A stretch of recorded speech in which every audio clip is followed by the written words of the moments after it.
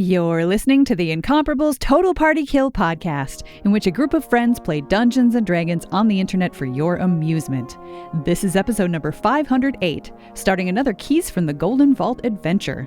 Recorded May 2024, posted July 2025. Stuffward, ho!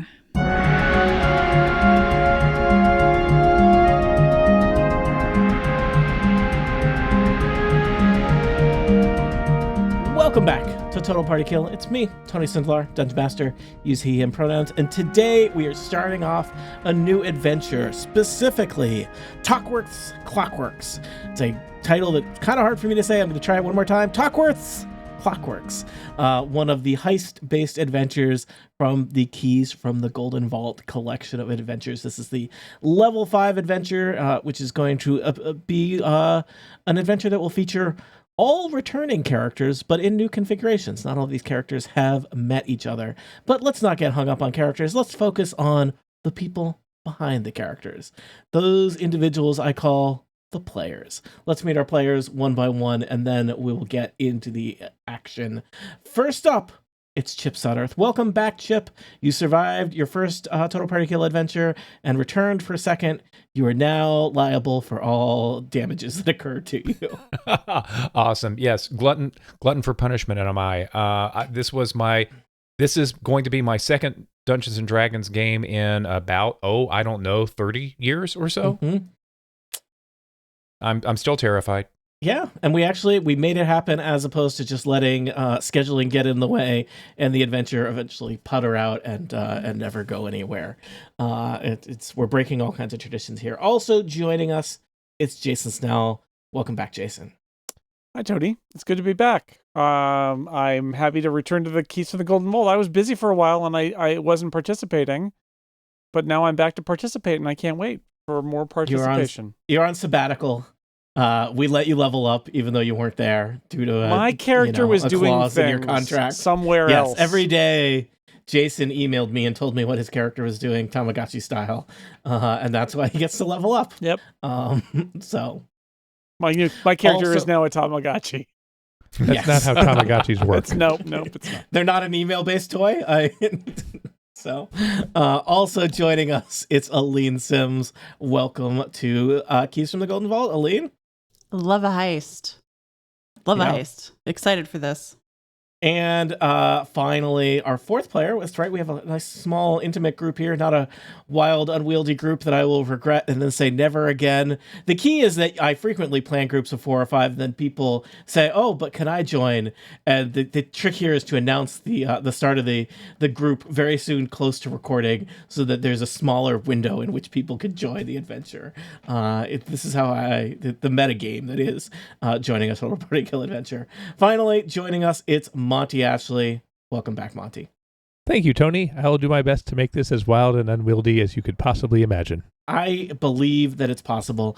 And Monty, we're going to start with you. Can you reintroduce the character that you will be playing in this adventure? Oh, I'm playing Krong, the Bugbear Rogue. Krong these days has a hat of disguise. So although he is a bugbear, he normally just goes around looking like a fop. Mm-hmm. Fancy baggy trousers, they're called slops, a doublet, very classy. A human fop or a bugbear fop? He looks like a human fop. Okay.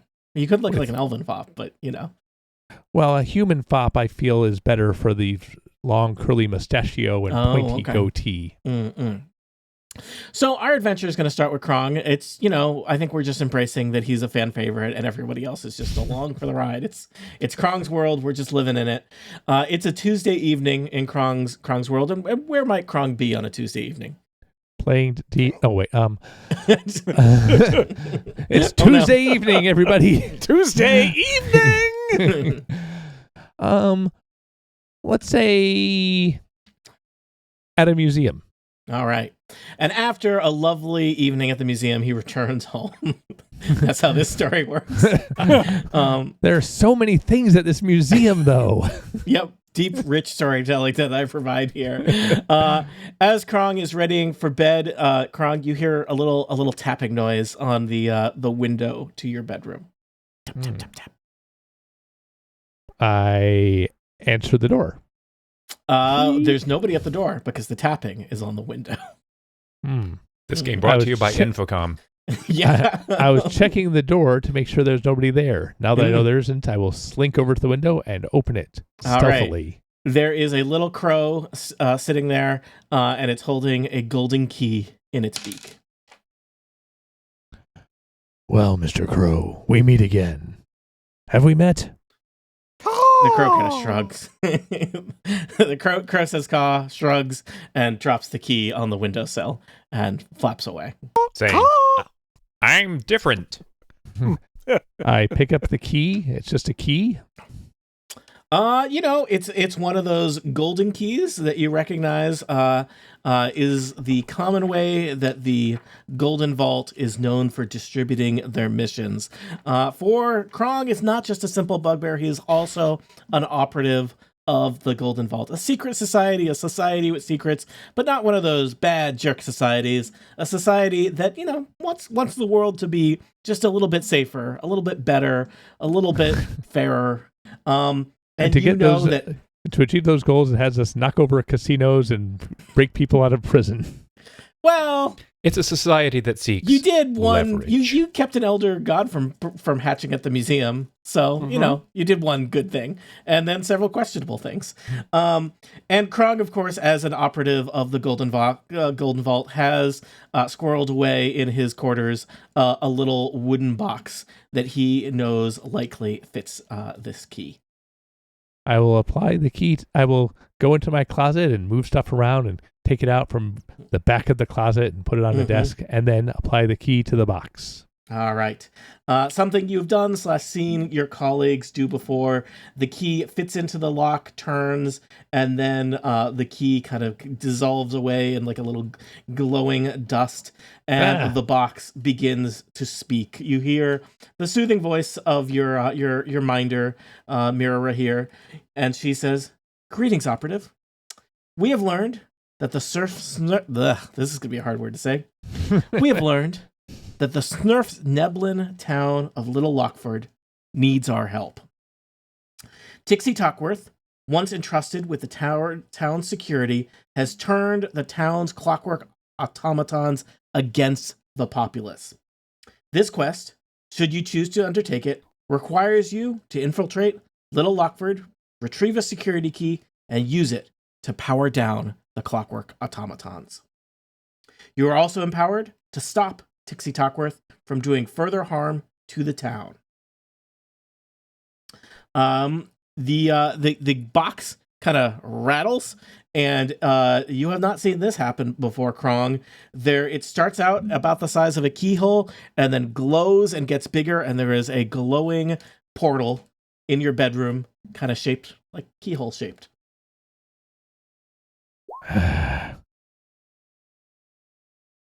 I was really looking forward to going to sleep and dreaming about all those stuffed Tarrasques and stuff they had at the museum. Sweet museum.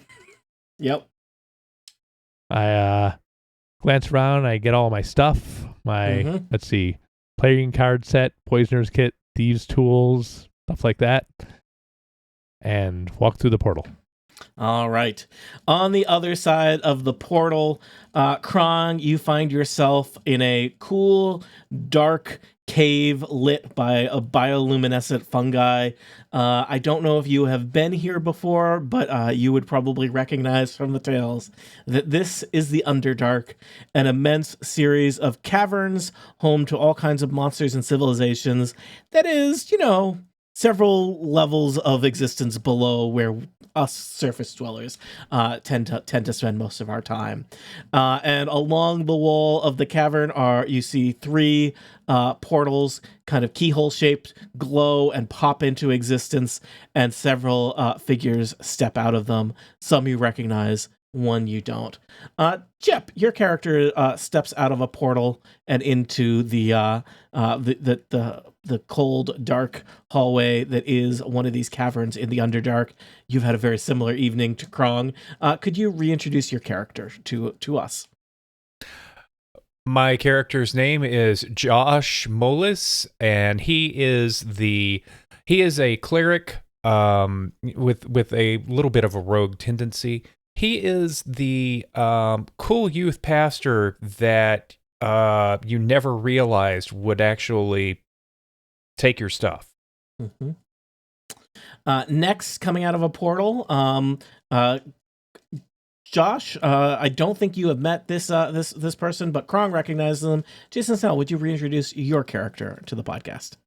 Yes. Hi, everybody. It's Revelle, a Triton druid who was very important in saving the world from the hatching awful thing in the museum, and also he ripped off the casino.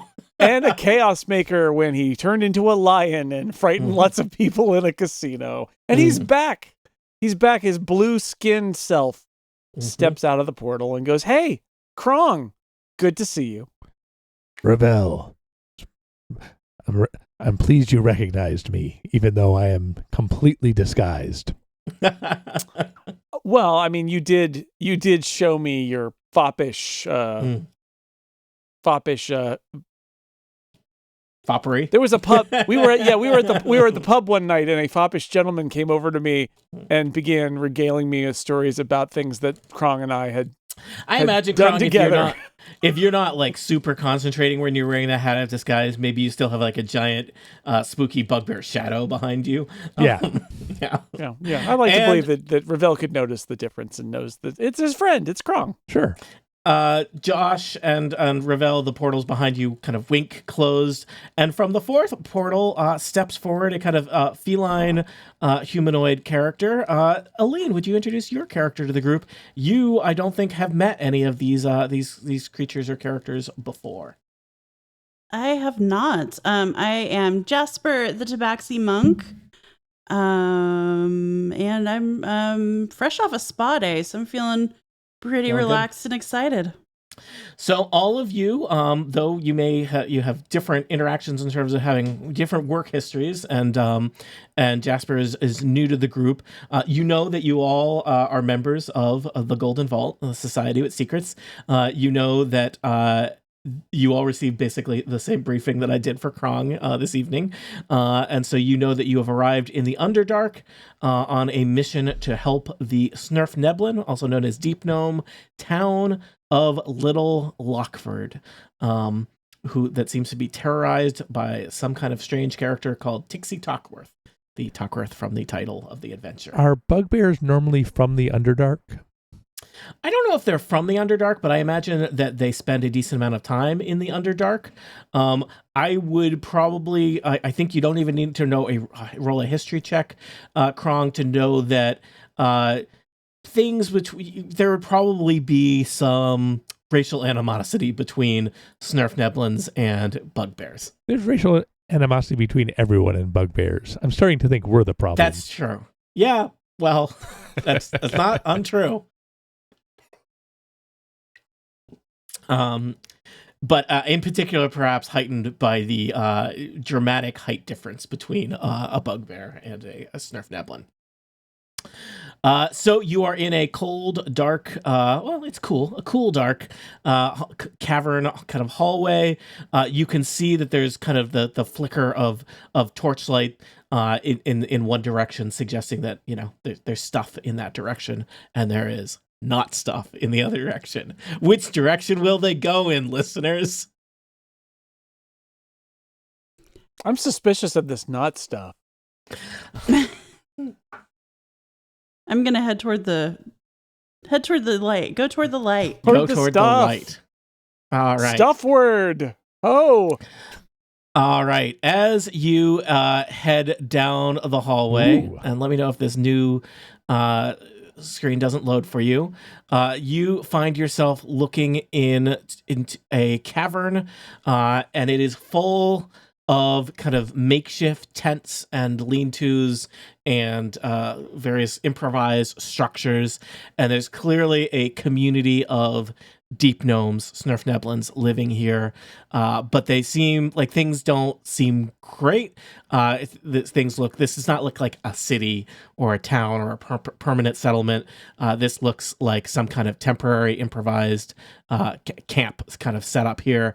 And there's all kinds of little deep gnome children running around. Some of them kind of yell when they see some of you appear in the cavern entryway, because you are clearly not deep gnomes. In particular, I imagine all of you are significantly taller than the several hundred creatures living in this cavern. Let's just do a quick height check. Deep gnomes seem to vary based on your looking around. You see deep gnomes, they come in a variety of shapes and sizes and skin colors, but they tend to be in the 3 to 3.5 foot tall type of height. Aline, how tall is Jasper? I don't have it on my character sheet. I won't hold this to you if you change it later. I think around 6 feet tall. All right, approximately 2 deep gnomes. Chip, Josh. Josh is about 5'11". Okay, just under 2 deep gnomes. Jason, Revelle. 6 feet tall. Solid 2 deep gnomes. And Monty, what is Krong's current magically induced height? Krong's base height is 7 feet, and the disguised self that the hat casts on him says he can appear 1 foot shorter or taller. I choose shorter, so I am also 6 feet tall. All right. So all of you kind of tower over the deep gnomes that are kind of in this in set up camp here in this improvised village. And in particular, obviously, you are much, much taller than the children, because that's how it works with children. So, but yeah, you hear it's a magical land. Yep. Some of the children are yelling, tall ones, and running away. But there is clearly a good number of deep gnomes who are living here in this cavern. Any clockwork stuff visible? Looking around, it in fact seems like there is nothing clockwork visible. This seems like very ramshackle, lots of tents, campfires, nothing really in the way of mechanized equipment or anything like that. As you are kind of surveying the situation, Krong, a tent flap opens, and a kind of elderly but distinguished looking gnome kind of steps out of the tent and approaches you. He's got like a kind of a Santa Claus-esque white beard, and he's got like this really cool red and gold sash that he's wearing as he makes his way over to you. And he says, at first he starts speaking in Gnomish. I'm assuming none of you speak Gnomish? Mm-mm. I speak Gnomish. Oh, okay. Josh, he calls out to you and says, travelers, are you those that were promised? Are you from, and he whispers, the Golden Vault? We're here to help, for sure. I'm so pleased. I'm the mayor. Well, at least I was the mayor, Mayor Broadfoot. These are the people of Little Lockford, or what remains of us, at least. We've been displaced, you see. But it is our hope with your help that we will return to Lockford, and we will claim it once again for the brave Snurfneblins that have worked and lived their lives there for many generations, and that it will be ours again. We're happy to help, but as you can see, we're not exactly an army. Well, I'll be honest, we had a small army and it didn't work out great for us. So maybe, beggars can't be choosers. We've been living in this improvised situation here for, it's been almost 3 weeks now. Please come into my tent. And he holds back the flap and ushers you into his, it's clean. Do we fit in this guy's tent? Room for all of us? I think, there are chairs, but I think there is no way that any of you would fit in them. So I think the tent is basically at capacity with all of you in there, sitting on the floor. Yeah. Yeah, you have to sit on the floor. Both, I think, the gnomish chairs are not compatible with your non-gnomish butts. No offense. And B, the height of the tent is incompatible with your twice gnome height sizes. There's kind of a nice carpet on the floor, and he's got kind of an improvised it looks like as a barrel lid that's being used as a table in the middle of it. The operative, so the vault asked me to pull together what I could to prepare you, so that in the hopes that you would be successful with your incursion into Little Lockford. And so that's why I made you this. And he unfurls in front of you a hand-drawn map that is labeled Little Lockford. And it seems to kind of show, it's got all kinds of little notes and annotations on it. This is in your Google Doc notes that I have made available to all of you. But he's like, this is it. This is Little Lockford. He looks at it kind of, it's like looking at his own hand-drawn map is kind of making him kind of look sad, kind of far away look in his eye. It's a good old town, built over magma pits as we do, and there's kind of these 5 islands where our people have lived, and I've tried to represent them here on the map. And yes, so I don't know how much they told you, but we had some trouble with Tixie, poor Tixie Talkworth. She used to be one of our greatest inventors, also head of security. But there's no easy way to say it. She's turned on us. She turned all of the security apparatus, most of them her own invention, against us, against the people of Lockford. And, we barely got out of there with our lives, those of us that did. How long ago was this? Almost 3 weeks. We've been waiting. I sent messengers out to the upper levels. I think some of them even may have made it to the overworld, and I guess that's how we eventually made contact with your group. Are they still speaking just Gnomish? I guess so. Yeah, it's all Gnomish right now. I'm interpreting. Josh. I'm interpreting as well as I can. Okay. Yep. I've seen Shogun. This is going great. So we can assume that Josh is interpreting. So information is flowing relatively freely, unless Josh, you want to say, I choose not to relay that to my friends. Yeah, that'd be a real good strategy. Mm-mm. Why? What happened with Talkworth? I want to know why. Was there something that caused her to turn on everybody? Like, what's going on with her? Oh, poor Tixie. A troubled youth, but so brilliant.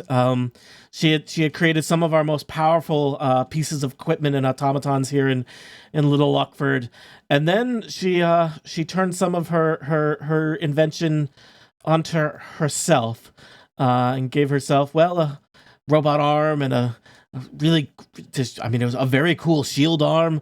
But then, according to her friends, she started attempting to enhance her own brain. Oh. With cogs and stuff? With Yes. cogs and stuff? Indeed. Mm. That's a very good map. Thank you. I've spent 2 weeks on it. Do you have any suggestions about how we can shut down the automatons?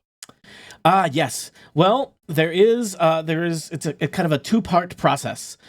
We know in Little Lockford there is a security room in the central island. We call it the Overlook because it looks out over all of Little Lockford. And he pulls up. I imagine he just has like a little framed, lovely painting of Little Lockford, revealing to you here. It looks. There is kind of basically among the kind of islands around this magma lake, there is one island kind of built into a stalactite, kind of hanging down from the top of the cavern, and it's got this huge clock face built into the side of it, but there's little platforms on it as well for Snurfneblins to do their various works. And the Mayor Broadfoot says, so within the Overlook, there is a security room, and in that security room, one can use the failsafe key to deactivate all of the clockwork automatons throughout Little Lockford. We, of course, would have done that ourselves if we could have, but Tixie, as head of security, had relocated the key to her own workshop.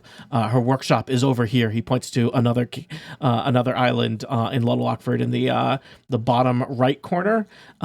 There's a bunch of red arrows on the map. That's her workshop in a neighborhood called Smoldertown. So just to walk you through here, as mentioned, Overlook, Central Island with the security room. That'll be your final destination. The Smoldertown workshop area and Tixie's workshop in particular. You'll want to get the key there and bring the key to the Overlook. I don't think you'll need to go to Cave Mouth. Cave Mouth is over here, bottom left. That is our kind of the mining district. Shouldn't be anything particular of interest there.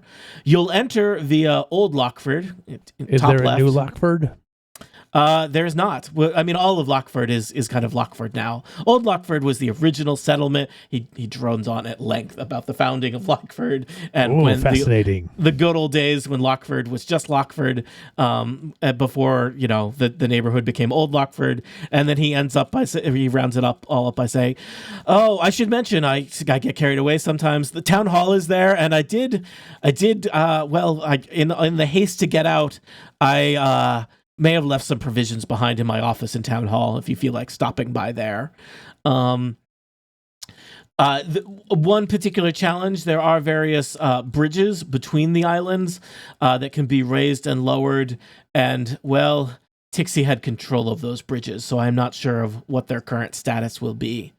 He points to a kind of small island between two big islands and says, "We call this one Halfway Island. There's a little a church there.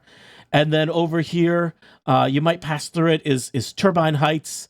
There's the power control stations there, the jail, the infirmary. We did, unfortunately, in the rush to evacuate, there were some prisoners that may have been left behind in the jail. Yes, regretful. But yes, that's our little town. So take a moment to review the map. And feel free to ask Tony or Mayor Broadfoot questions about what you're seeing here. What did the prisoners Mayor do? Broadfoot, I was just going to ask that. Are they worth freeing, or should we leave them there? Well, I am not sure. You could ask the head of our militia, and he might be familiar with their particular offenses. They're not locals, I know that. What is the red network drawn on the map that goes yes. counterclockwise? There's the slag line, we call it.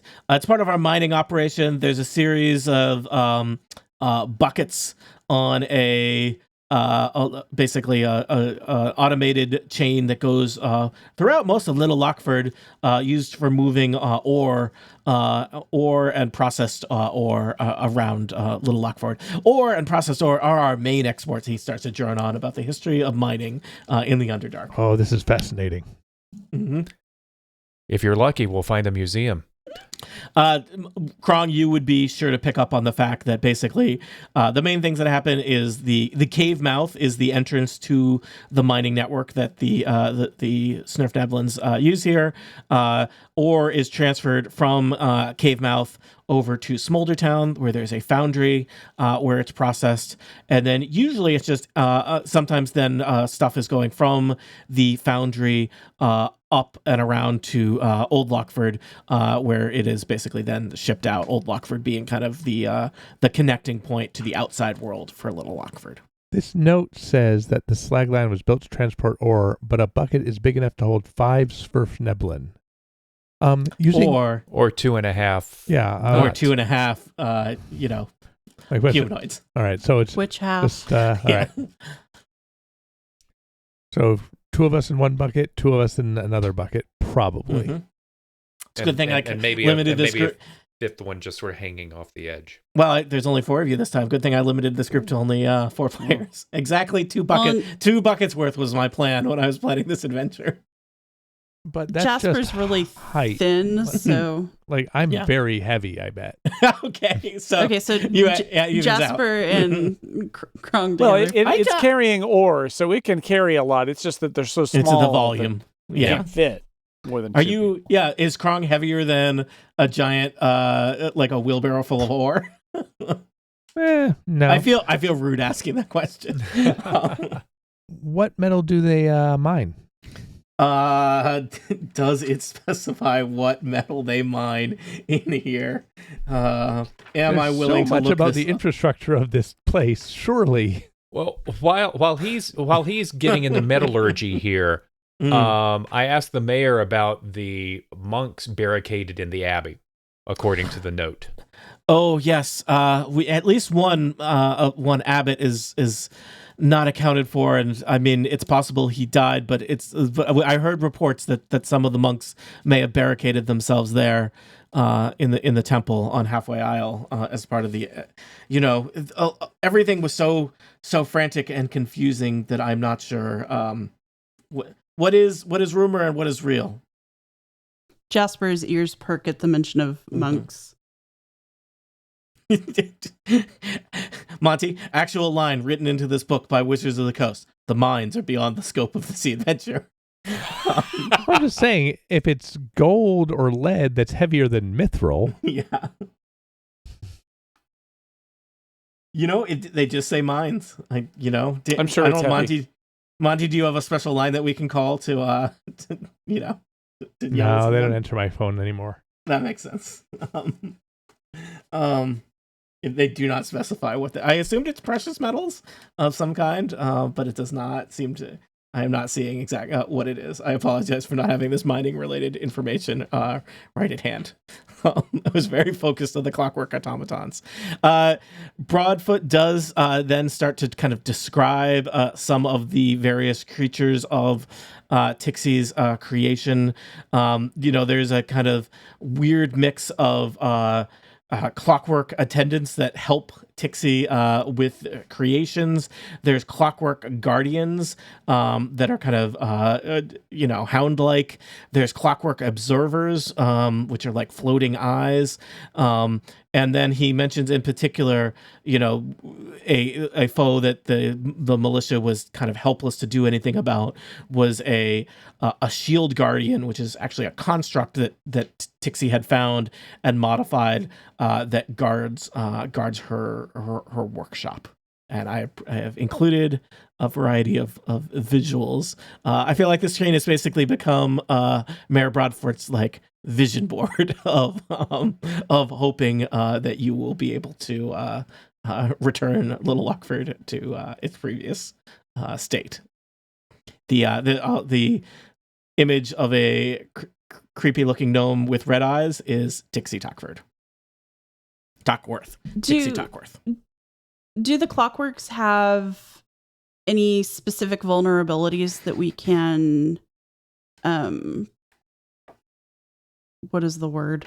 I'm thinking monopolize is exploit. Not the word.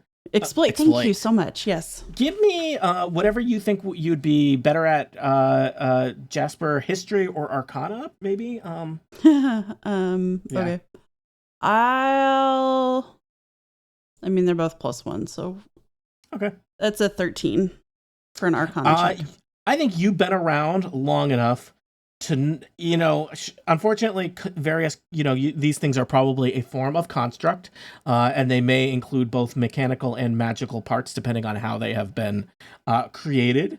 And what you would know in general about almost all construct is that they are immune to poison because they aren't so big into having a circular system. And they are also immune to a lot of things that would be psychic in general, right? Because they also don't tend to have a brain. So it is almost impossible to charm or frighten or paralyze or petrify or exhaust a clockwork construct. And turning is right out. Yeah, they are not undead.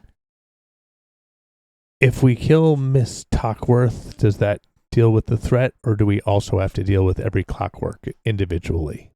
If you bring the key to the Overlook and activate the failsafe, all of the clockworks will power down. Yes, but they'll keep going even when she stops. Right. Yes, they are. They have automated procedurals and areas that they guard and protect. So it's not like a surely vampire sire. Surely they break down over the course of like 30, 40 years. Yeah. No. I've been Mayor in Broadfoot dungeons says, where these things are like still going after untold centuries. Oh yes. Well, as part of when Tixie started to replace her own arms with clockwork things, it was very important. She first built several creatures, clockwork contraptions that are very skilled in the repair and maintenance of the other clockwork things. So it could be centuries before these break down. Should we make a point of dealing with Miss Tockworth, or just sneak in, turn off the automatons, and leave? I'm not sure. I mean, so many people have died, but she is one of my citizens. I do what you must. I feel like we have to either neutralize her or capture her, because otherwise she's just gonna restart the whole Yes. thing. We should, but we should keep in mind that our assignment is just to deal with the automatons. It's true. Yeah, I think we would just need to detain her so that she doesn't re-enable them more than anything else. She's probably more automaton than Sverfneblin by now anyway. Ooh, yeah, maybe she'll shut down. A single tear rolls down the mayor's face when you say that. Okay, any other questions? Do you have any questions for me or for any suggestions of any special places that we could sneak in aside from just trying to enter through the gatehouse?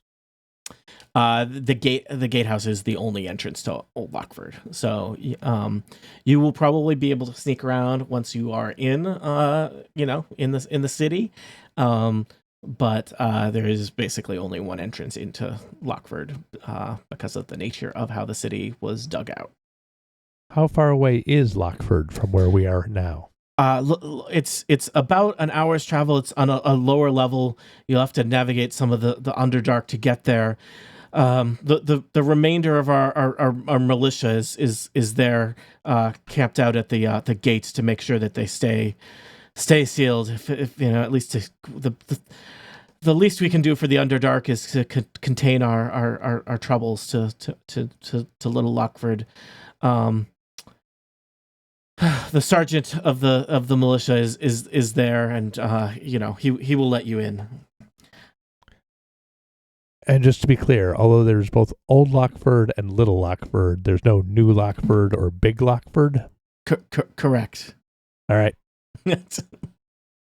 All right. Yeah. Let's go, Keys. Yeah.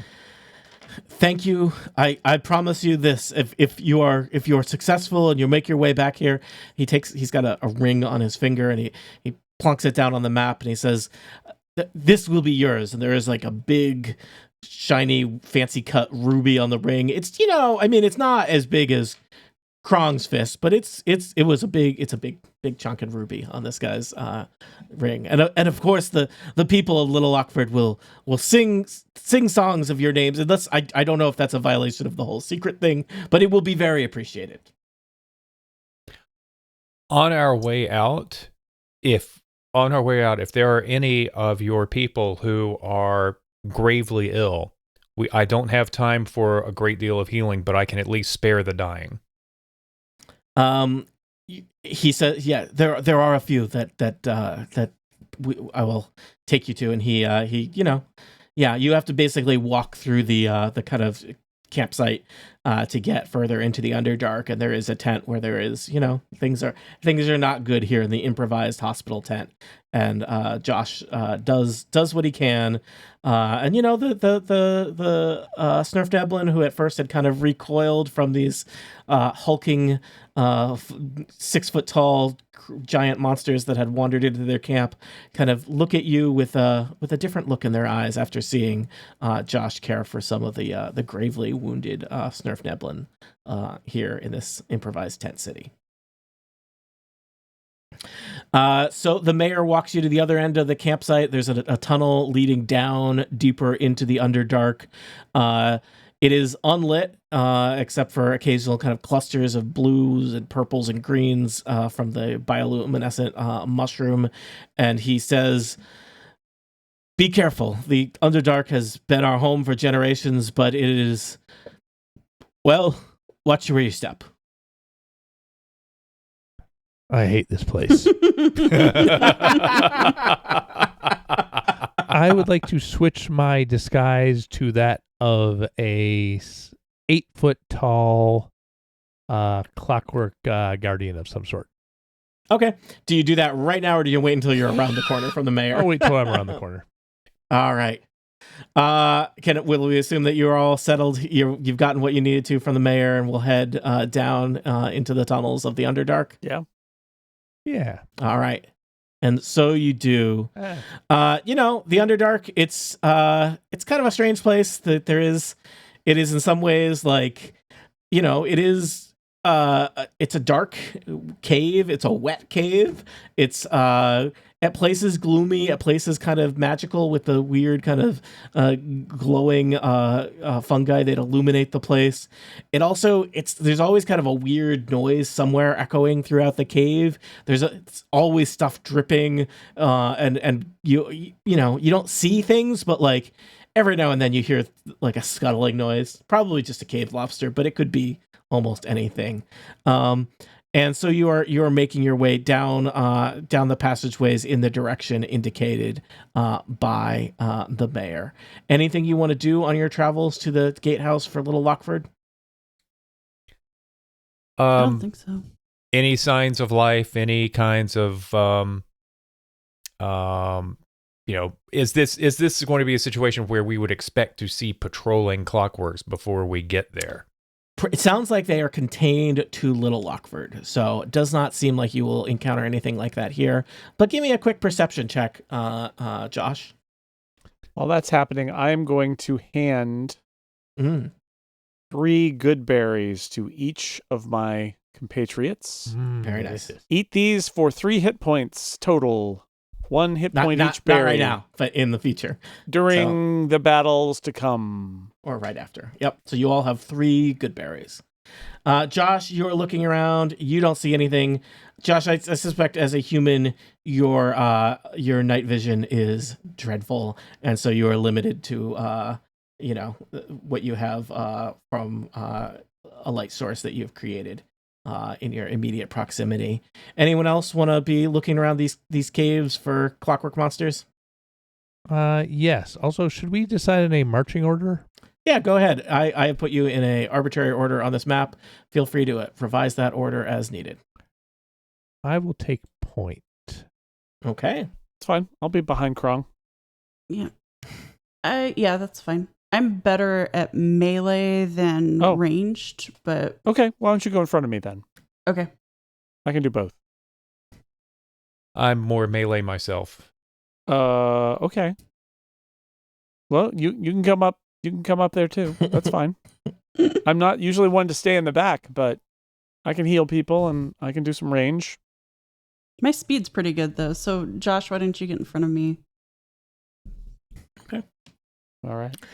So you're finding your way clambering across wet rocks and things. It does seem like this is kind of at least a well-tracked path. It may be like the main place that people travel going to and from Little Lockford, which is, a city that has exports and imports and does all kinds of business with the outside world. But unfortunately, Josh rolled a pretty low perception roll, and thus the group is rather surprised when basically the side of the cave just starts to ooze down into the group. What you thought was just kind of a shadow, maybe a lumpy rock, is a monster that is attacking your group. Yeah. Why don't you all roll initiative? Oh, it's right there in melee Yep. range. Why don't you all roll initiative? Because guess what? I'm rolling initiative. You are being attacked by basically, it looks like just a huge puddle of black ooze. The art for this monster I always find a little challenging because it depicts a monster being consumed by another monster, and so that's somewhat distracting. The monster is the black thing eating that orc-looking guy. Just so we're clear. Let's see here. Josh, you got a 4. I feel like that is extremely evocative of how you're dealing with this situation. Jasper got a 13. Krong got a 10. Revelle also got a 2. Everything is going great. Let's see how I did. And yet I rolled a -1 on this creature. That is right. It has a negative modifier, and I rolled very low, so I have rolled a -1. So we're going to do this. I don't think this combat will take too long, but you never know what can happen. Jasper, Krong, Josh, Revelle, and then this horrible ooze thing. Basically, it rolls right up to you, and you have a moment to react before it attacks one of you. Jasper, you get to go first. What do I know about black puddings? Give me a history check. 5. I know nothing. Gross. You don't recommend eating them. Take that, Delicious in Dungeon. Would I It's called pudding.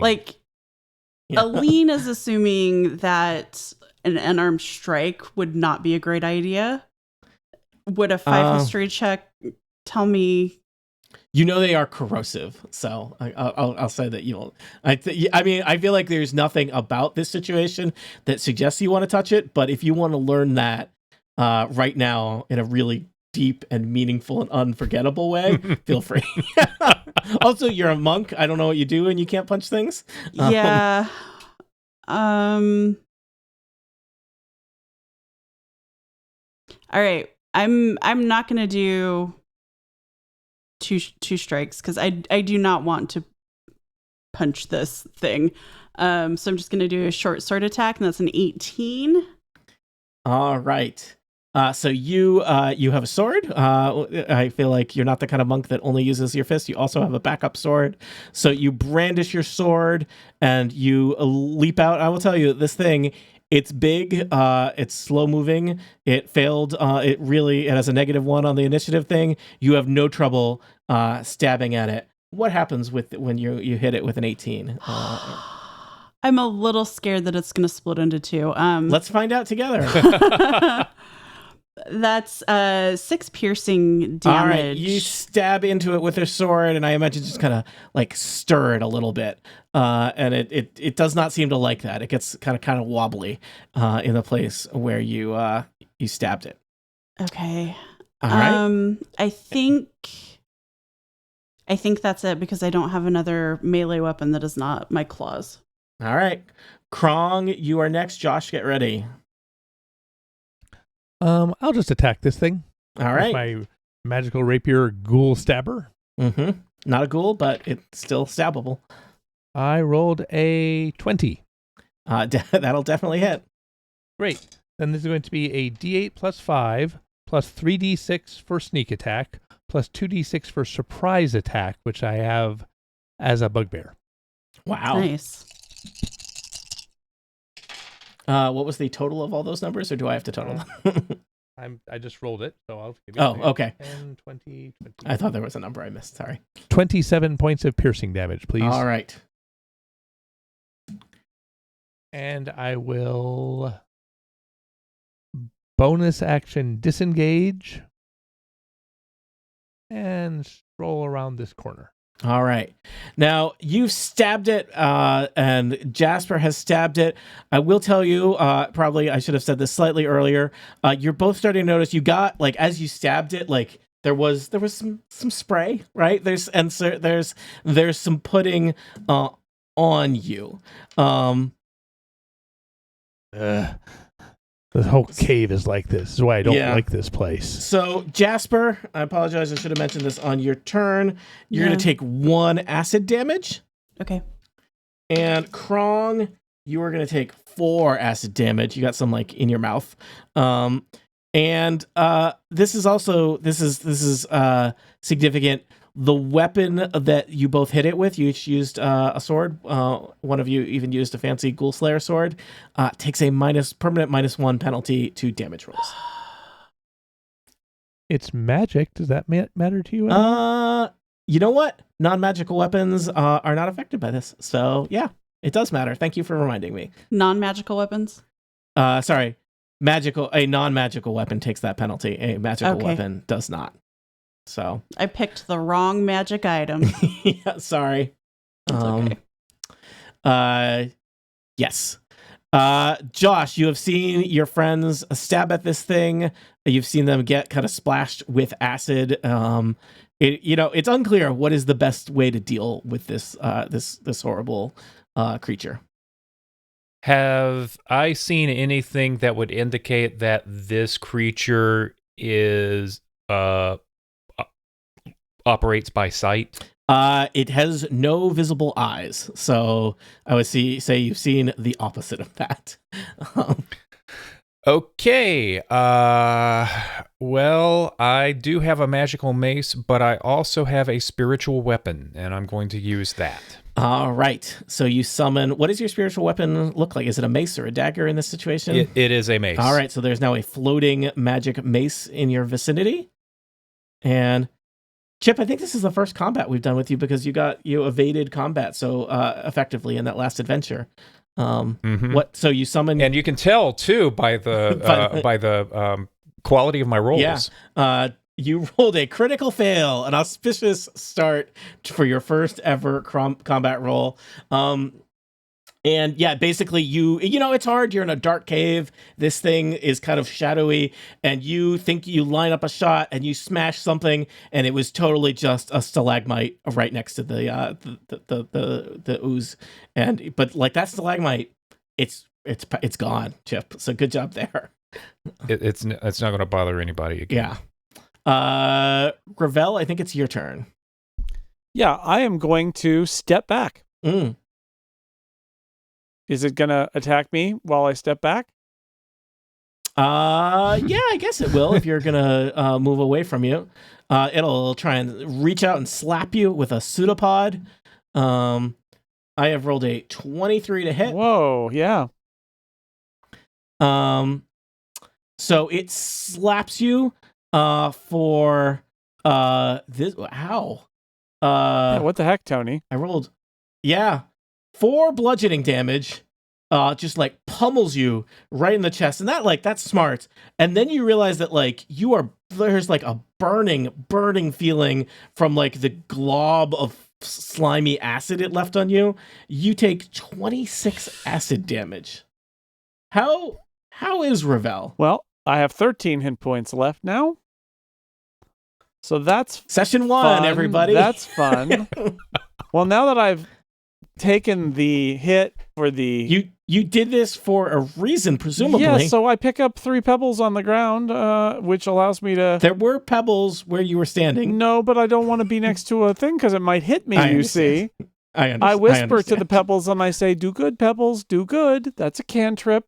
And then I throw a rock You don't want to throw one of your pebbles that you just talked to? One of the magic pebbles that I just magic. Oh, well, are they pebbles or are they rock? This is Jason. This is a cave-based adventure. I throw my magic pebble at the thing. Okay, and it's I'm just a saying, 17 to hit. It definitely hits. Well, it takes 5 piercing damage. All right, piercing damage. A pebble tears through it. Bludgeoning damage. Bludgeoning damage. Bludgeoning damage. Okay. Bludgeoned by a pebble. All right. Anything else, Revelle? No.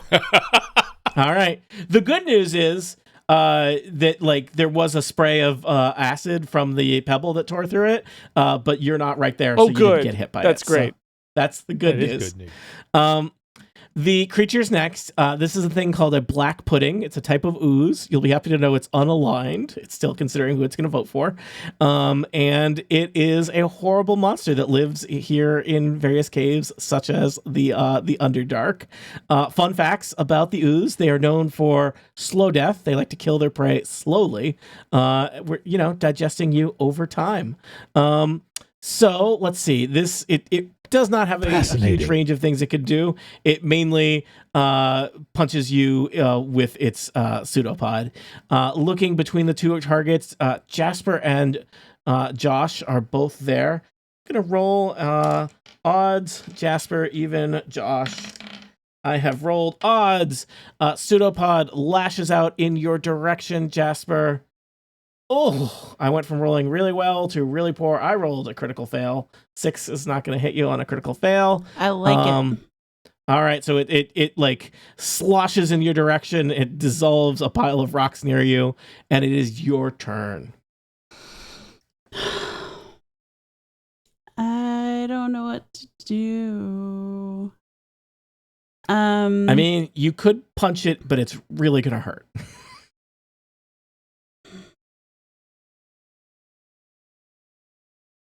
A monk versus a corrosive bucket of ooze is a rough matchup. Yeah. I don't have any magic. I don't have What about the magic of friendship? I just met these guys. Oh, sorry. What about the magic of assigned work buddies? Yeah. Yeah. The magic of forced association at work? No, thank you. This is technically team building, guys. I guess I have to hit it with my short sword. How about what's the street value of that short sword? Terrible. This is horrible. Your short sword is already doing 1 less damage than it has ever done before. Yeah. I know. So soon it's just going to be a flat D6 with it's just a short spatula at that point. Yeah, it's like a butter knife. Yeah.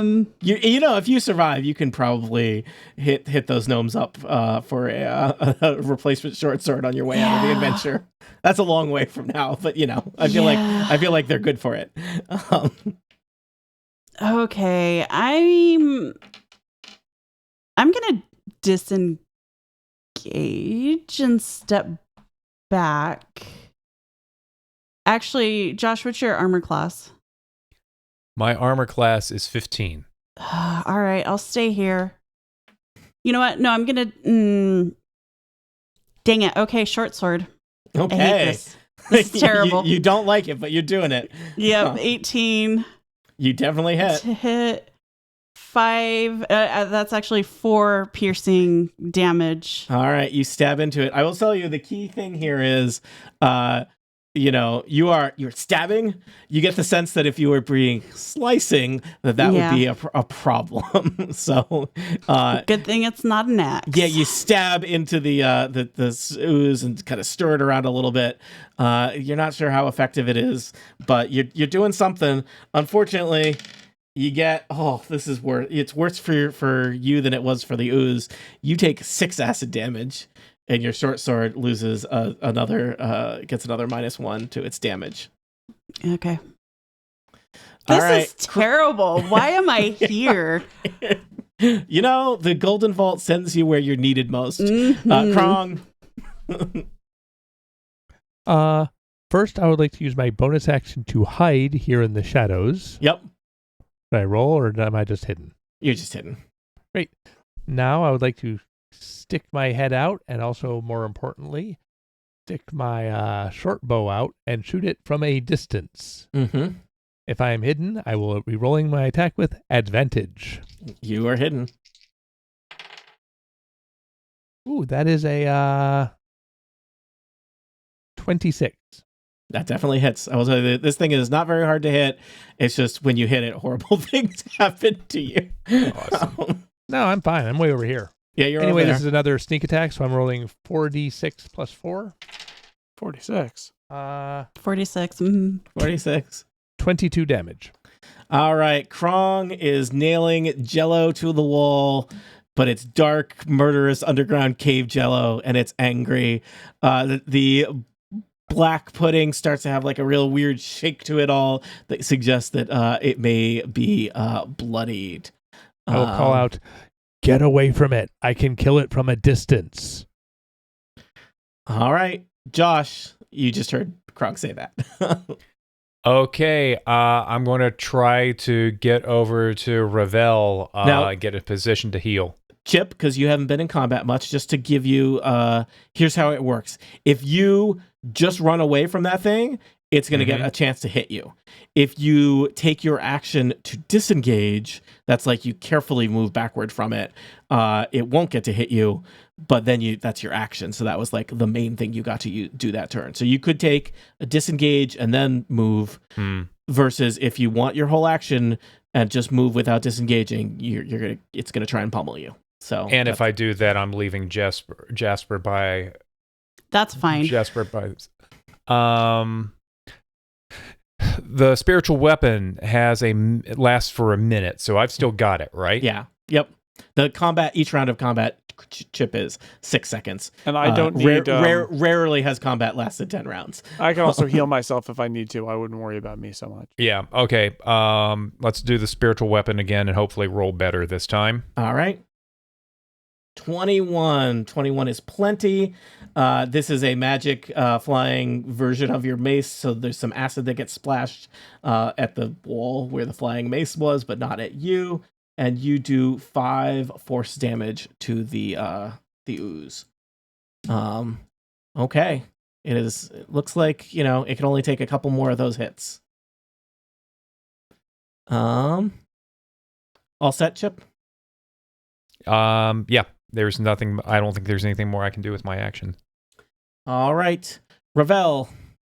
Magic stone! Boo! Throw a rock Okay. at it. 18 to hit. Tell me about damage, 6 Jason. damage. All right. Anything else? Nope. The ooze is it's still there. It's still angry. Let's see here. Odds, Jasper, even, Josh. Odds, Jasper again. Sorry, Aline. Okay. That's okay. Pseudopod slaps out in your direction. Oh, I've rolled a 19. Yeah, that hits. 4 bludgeoning damage as it gets you in the side, but it's that 24 acid damage burning through your fur that really stings. Okay. It is your turn. This is terrible. And I think I have to disengage and step back because I'm down to 3 hit points. Okay. Yeah. I think, need health is some a good team berries. resource, and you have invested yours. Yeah. Oh, yeah. Can I eat good berries as a bonus action while I'm I think it's an action. stepping back? Okay. Okay. I think it's an action. Somebody else could be giving Yeah, you. It's an action. It's an action. Yeah. Okay. Okay. Well, I think it's more important to get out of the splash radius. I will just mention 3 hit points is probably one of those things where it's like mathematically it's probably a little bit more useful to give somebody 3 hit points to get them back from unconscious versus the difference between having 3 hit points and 6 hit points is not, when you're talking about getting hit by 24 acid, is not significant. I'm thinking about these health potions that were below the mayor's desk that he mentioned in the first place we're going to. Yeah. So Jasper, you have retreated from the horrible, black, disgusting ooze. All hopes rest on Krong. It seemed to work last time. I will bonus action hide, Yep. and then I will attack with advantage. Yep. 23 to hit. That definitely hits. 8, 12, 16, 21 points of damage. Okay. And as your short bow plunges into the ooze kind of just loses all cohesion and just like flattens out into a kind of disgusting black pizza thing that's like sizzling and already kind of evaporating into the air. The black pudding is no longer a threat, though your first hour in the Underdark is not going great. As you take a moment to kind of survey the situation and catch your breath, you hear footsteps and an old armored kind of elderly looking gnome tromps around the corner and glares at all of you. And that is where I think we will conclude our adventure for the evening. What have we learned? The Underdark is dangerous. Going places may get you attacked by an ooze, and you may not want to attack that ooze with a short sword that you care about. What Pudding horrors, is terrible. Yeah, pudding is terrible when it's the wrong kind of pudding. What horrors await our adventurers in Little Lockford? How will they deal with the clockwork monstrosities protecting the town? And will they be able to get through to poor Tixie Talkworth, once hero of the town and now its villain? For answers to questions such as these, tune in next time to Total Party Kill.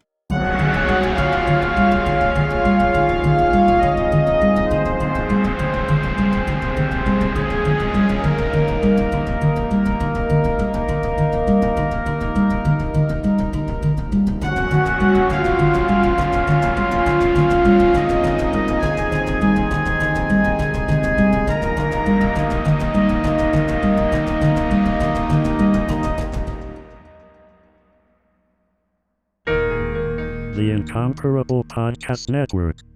Become a member and support this show today. theincomparable.com/members